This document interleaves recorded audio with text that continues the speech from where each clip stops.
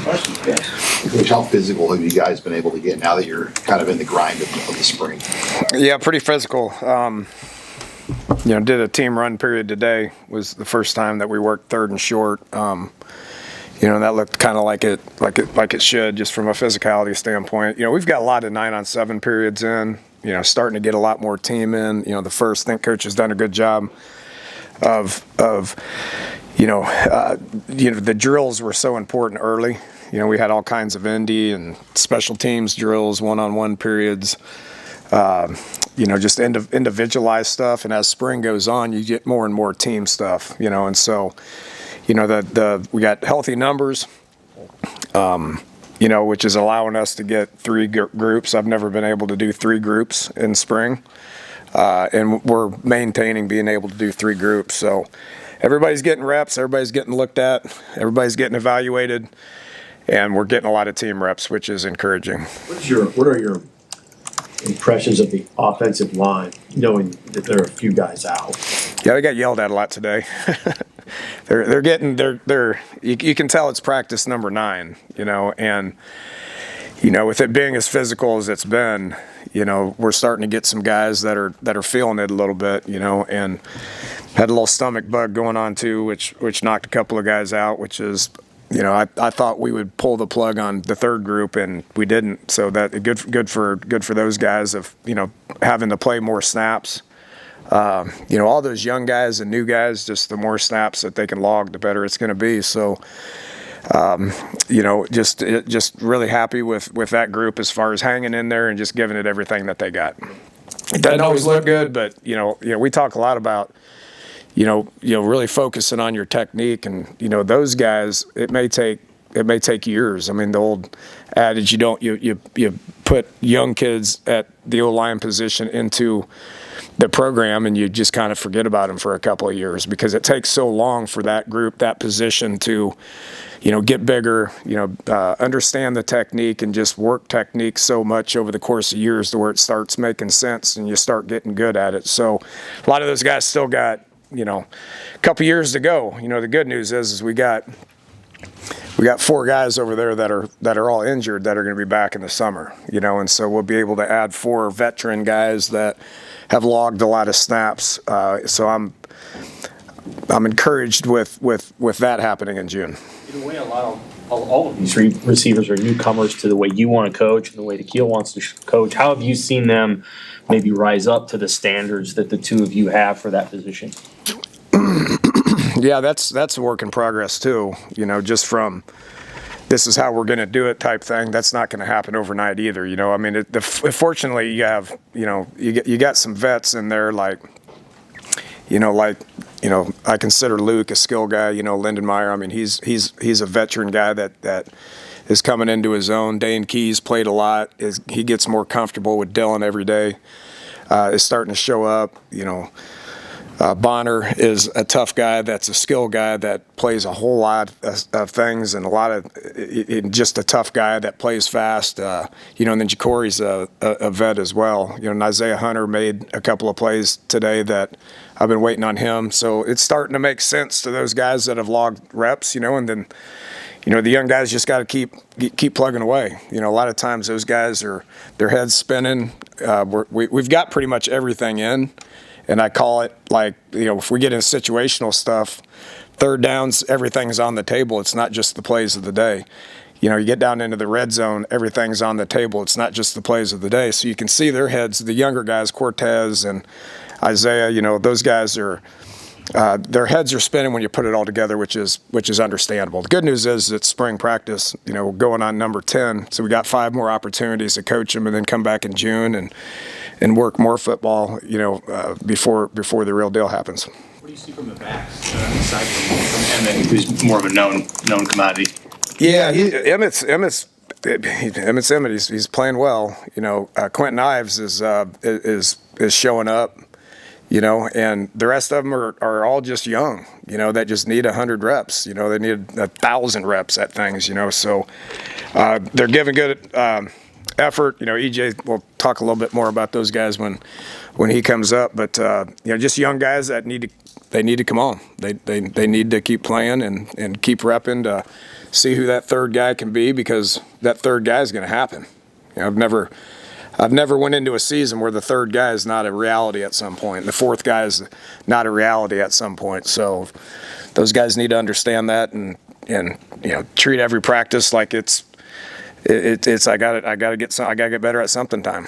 What's it look when you say Ives is showing up? What's that picture look like? Just playing with better pad level, I mean, just getting his pads low, running hard, running physical, being physical and pass protection. He's just, I go back to when I was here for the last 3 games. I mean, he wasn't a guy that we could count on at that point, and then the amount of time that he repped in December was really, really, really good for him. Okay. And went into the bowl game and scored a touchdown on the goal line. I think that gave him some confidence, and it's carried over. The good news is it's carried over, in January, February, March. He knew it was his time and took that seriously. And then we're out there for 9 practices. He's been a guy that we can count on for 9 practices. Curious, Nyziah Hunter making some plays. Just what do you think about his potential, and what does he maybe need to work on to get? Yeah, he plays strong. He plays physical. You can see that on video. When we recruited him, he would make contested catches. He would run through, break tackles. Physical. He's a physical guy. He's 205 pounds. And plays physical. I've coached 210-pound guys that don't play physical. Nyziah does. He's got above average speed. He got behind a corner on a go route here, which I haven't seen that since I've been here. As a wideout, just actually like running by somebody and catching it over his shoulder. I mean, that was encouraging. But he plays physical. At this level, you're gonna have to run through stuff. You're gonna have to make contested catches when people are on your back. And he possesses the ability to be able to do that. So does Dane. Dane's a vet. Nyziah is just a sophomore. He's just got 1 year under his belt. But it's good to see. I didn't think he looked great in mat drills. In the off season stuff. He's just never used to it. He's never done it in his life. He's never done that. But when the pads came on. Okay, yeah, that's why we recruited him. What have you seen from some of those early enrollee guys like Cortez Mills and Isaiah Mosey, just how they've blended in that deep receiver? Both those guys are going to contribute. They will be contributors in the fall. Okay, so they will continue to get better. We'll continue to figure out what they do well. On one-on-one reps, those guys probably have the highest percentage success rate. They very rarely do DBs get their hands on those guys. They have the unique ability to be able to stay away from defenders. They're not very strong, so the contested catch stuff is not probably is what you want it at this point. But those guys do a good job with body control and just playing the game. Now their heads are spinning, which slows them down some. But they really do a good job. They're talented young men. They're 2 very talented kids that will play this year. Donovan was talking last week about the center position and what it takes to play there. How do you feel how that's been tracking this spring so far? With Justin, I've been very happy with it. The snaps, the snaps need to improve a little bit. Which is not surprising because he's been playing guard, right? But very happy with his mentality. He's taken over a leadership role. When I was here for the 2 months last year, I don't think he said one word. Like, I never heard him talk in the huddle. I never heard him. I mean, he played well. He was physical. But now he's kind of coming out of that. He's always been kind of an undersized overachiever, and I'm like, you got to get that mindset out of your head. I mean, you are a dude. He can be as good a center that exists in college football. I firmly believe that, so really happy with his progress. And, you can see quite a bit of a drop off when the other guys get in. They're all young and just need a ton of reps. That's what I said about the O-line a little bit ago. Those 3 are a prime example of that. Portal window opening next week. Is it? Gee, you trying to put me in a bad mood or what? I was happy just out there coaching ball and not having to worry about all that stuff. I mean, you got bad news? What do you got? Just based on what you've seen this spring, how active a stretch or how important a stretch do you expect that to be? I don't have a clue what that's going to look like. I mean, we have so many kids getting so many reps. Nobody's complaining. everybody's given effort. Everybody's got opportunities to play. Everybody's got opportunities to show us what they got. I mean, if I was anybody on this football team, there would not be anything that I would be upset about, because you're repping. The way that they're treated here is unreal compared to what I've been used to. I think you could ask. I mean, ask Nyziah when he comes up here, like how we're treated here compared to how we're treated, like how others are able to do things for these young men. So, Nebraska's a great place with unreal resources, and these kids, if they choose to, they can benefit from this every day.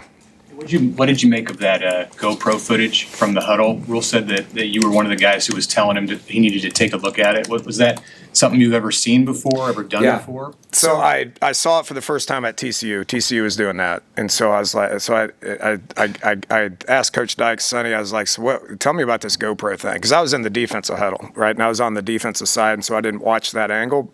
So I went in there and watched a little bit of it. It's 100% for communication. It's not about where your eyes are. It's not about any of that. It's 100% communication. Now, you can kind of see them looking this way and kind of looking this way. And when they run, they moan. And, if they ever get bumped, they grunt. All that's kind of funny. If they make a bad pass, they say cuss words. And but it's about the communication. So a lot of times, because we're not in that huddle. And so we don't know what's being said. Even like I'm talking to him, telling him to play, but I don't know what he's saying to the group. And so, you get another funny part is you see the other 10, like looking at the quarterback, and you can tell if they're confused at times. Like, hey, what do I got? The stuff that you don't see because you're on the sidelines, you're in the huddle, and so you get the communication. You can hear exactly what the play call is, if they screwed it up, if they said the wrong formation, if they said the wrong protection. So it really holds the quarterbacks accountable for what they're saying. And then it's the cadence. Especially if you're under center, there's a little bit more cadence than if you're in the huddle. Dylan is just next level, telling everybody what to do, making checks, changing protections, making alert calls.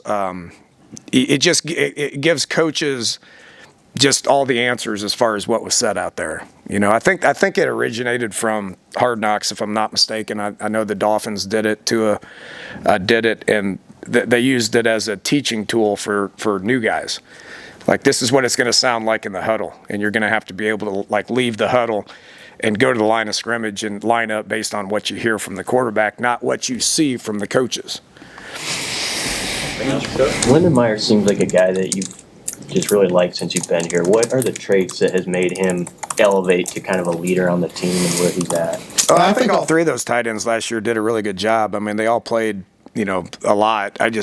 Luke was, I just think he's a football player, man. He was the youngest one, and so I knew he was going to keep getting better and better. But he's another guy that is taking on a leadership role, is more vocal, incredibly smart, plays with unbelievable pad level, is one of our better receivers, is reliable in the pass game, can get in there and put his hand on the ground and dig people out from a tight end perspective, sees the whole field and knows exactly what's going on at every play. So he's just a sophomore, going to be a junior, so he's going to keep getting better. Happy with where he's at. All good? Okay, thank you guys. Coach Martell?